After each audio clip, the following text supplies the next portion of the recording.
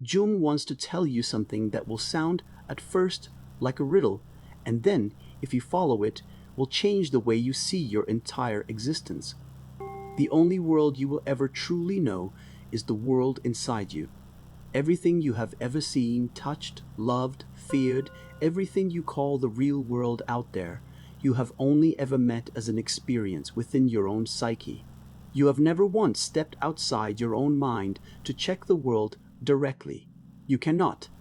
And this is not a sad limitation to be regretted. It is the most important fact about your life because it means that your inner world, the one our rational age dismisses as merely subjective, is in truth the one reality you actually live in.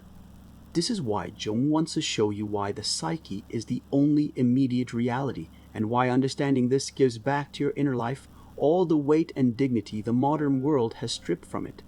He begins with the simplest observation and then lets it open. Consider anything at all that you experience: the chair you are sitting on, the sound of his voice, the light in the room, the body you inhabit. You believe you are in direct contact with these things, but stop and look closely at how the contact actually happens. The light reaches your eye and becomes an image in your mind. The sound reaches your ear and becomes a sensation in your mind. The chair presses on your body and becomes a feeling in your mind. In every single case, what you actually experience is not the thing itself, out there, but an image of it, in here. All that you experience without exception is psychic. Everything reaches you only as a psychic image. You have never had a single experience that was not, in its very substance, an event inside your own soul. Jung is careful and fair here because he is not telling you that the outer world is an illusion, or that nothing exists but your mind. That would be its own kind of madness. What he's saying is more exact and more humbling than that. There may well be a solid material world, and there may well be a realm of spirit beyond it, but notice that both of these are, for you, conclusions, inferences, ideas you arrive at by reasoning beyond your immediate experience. You never meet bare matter and you never meet bare spirit. You meet only psychic images, and from them you reason your way to the hypothesis of matter on one side or spirit on the other. Both the materialist and the one who believes only in spirit are reaching past the one thing they actually possess, which is the psychic image, towards something they cannot directly touch. So Jung does not ask you to choose between matter and spirit. He asks you to notice the ground on which both stand, the ground of immediate psychic experience, which is the only territory you have ever actually walked. And once you see this clearly, a curious reversal takes place. The inner world, which the modern person treats as the flimsy, doubtful, secondary thing, turns out to be the firm ground, the one certainty, the place where you actually and indisputably live. And the outer world, which he treats as the solid bedrock of all reality, turns out to be the thing known only indirectly, at one remove, reached always through the psyche and never apart from it. Jung does not say this to make you doubt the world. He says it to make you stop doubting your soul. The inner life you are taught to distrust is in fact the most immediate and certain reality you possess, and it deserves at least the same seriousness, the same respect, the same careful attention that you have always granted to the world outside. Think about what this means, because it is staggering once it lands. You assume there is a solid external world, and perhaps there is. Jung does not deny it, but notice that you have no way of touching that world directly. It comes to you always and only through the psyche, translated into psychic images before you can know it at all. Even your own body, which feels so directly yours, reaches your awareness only as a set of inner sensations, psychic images of warmth and weight and ache and ease. You cannot get behind the image to the raw thing. The image is where you live. So whatever else may be true of the outer world, this much is certain: the psyche is the only immediate reality you will ever have. Everything else is known only at second hand, inferred, reconstructed, reached through the one medium you can never step outside of, which is your own mind. Now the rational temper of our age hears this and recoils, because it has been trained to value only what is outer, material, measurable, and to dismiss the inner as mere shadow. The modern person has a favorite phrase he uses to wave away the whole inner world. He says it is nothing but. That feeling is nothing but a chemical reaction. That vision of meaning is nothing but imagination. That experience of the sacred is nothing but a psychological state. With those two small words, nothing but, he strips the inner world of all reality and reduces it to a kind of empty froth thrown up by the machinery of the brain. And in doing so, he commits the great error of our time. He dismisses as unreal the one reality he actually inhabits. Notice what this little phrase actually does to a person, because it is more destructive than it appears. When a man learns to say of his every deep experience that it is nothing but some lesser, more manageable thing, he performs a kind of self-mutilation. The experience of all, before the vastness of existence, becomes nothing but a trick of the nervous system. The love that gives his life its meaning becomes nothing but an arrangement of chemistry and instinct. The sense that his life matters becomes nothing but a comforting illusion. One by one, he explains away everything that gave his existence, congratulating himself on his hard-headed realism, until he is left standing in a world he has personally drained of all meaning, wondering why he feels so empty. He did it to himself with two words. He took a living reality and called it nothing but, and the naming hollowed it out. The disease of the modern soul is largely this: a compulsive reductionism that cannot let any inner reality simply be real, but must always shrink it to something smaller and deader, until nothing is left that is worth living for. Jung watched intelligent, accomplished people suffer terribly from this and never suspect the cause. They had been taught so well to disbelieve their own inner experience that when meaning rose in them, they crushed it as superstition. When a dream shook them, they dismissed it as random noise. When love or awe or the sense of the sacred moved through them, they explained it away before it could take root. And so they lived in a desert of their own making, surrounded by an inner abundance they had trained themselves not to see. The tragedy was not that their souls were empty. The tragedy was that their souls were full, and they had been taught to call the fullness nothing. Against this Jung sets a principle he held to be simply true: the psyche is real. It is not nothing but anything. It is an order of reality in its own right, as real in its way as the body, as real as the stone and the star. And the proof is in its effects. A thought can send a man to his death or lift a nation to greatness. A fear can stop your heart. An image of meaning can transform a despairing life. A vision can change the course of history. Anything that produces effects as powerful as these is not nothing. It is intensely real. The inner image of a danger makes you tremble exactly as a real danger would, because to the psyche, the image is the reality it responds to.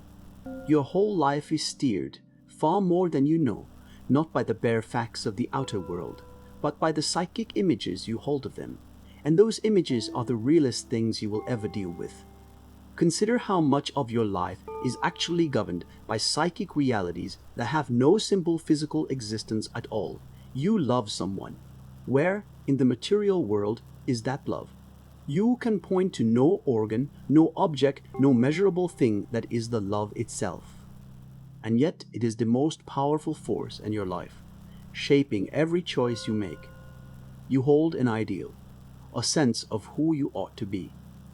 It exists nowhere in the physical world, and yet it governs you more sternly than any law.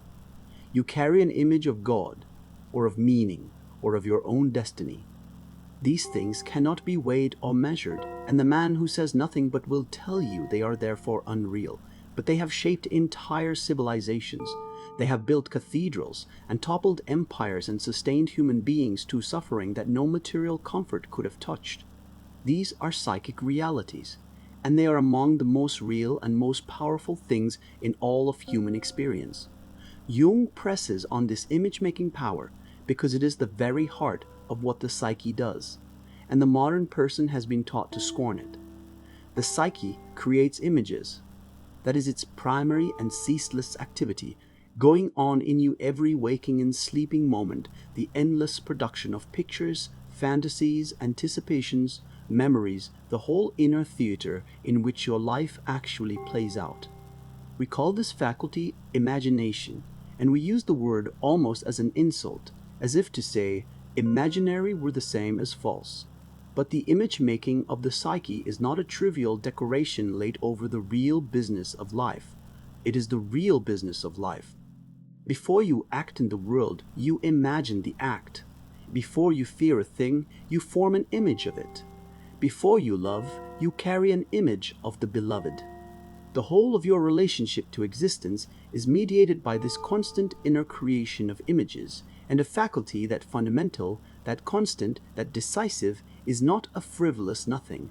It is the central organ through which you meet reality at all. To despise the imagination is to despise the very instrument by which you live. And this is why the old peoples were not the fools we take them for when they peopled their world with spirits and gods and living powers. They were registering, in their own language, a genuine truth that the psyche is full of autonomous forces that act upon us with all the reality of external things. When they spoke of a god of war seizing a man in battle, they were naming, in image, the real psychic power of rage that can possess a human being and drive him beyond himself. The gods were psychic realities, projected outward, yes, but real in their effects, as real as any force the modern person believes in. We have not abolished these powers by ceasing to call them gods. We have only lost the language for them, and so they move us still, unrecognized, while we congratulate ourselves on no longer believing in anything we cannot weigh. This is why Jung says that the great sickness of the modern person is that he has lost his soul, by which he means he has talked himself out of the reality of his own inner world. He has been taught that only the outer is real, and so he stands cut off from the one realm he actually lives in, ashamed of his own deepest experiences, calling his visions fantasies and his meanings illusions, starving in the middle of an inner abundance he refuses to believe in. He has a whole inner kingdom, and he has been persuaded it is a worthless dream, and so he suffers from emptiness, from meaninglessness, from the senselessness spoken of before, not because his inner world is truly empty, but because he has been taught to treat its riches as nothing. To recover from this, you do not need to acquire anything new. You need only to grant reality to what is already there.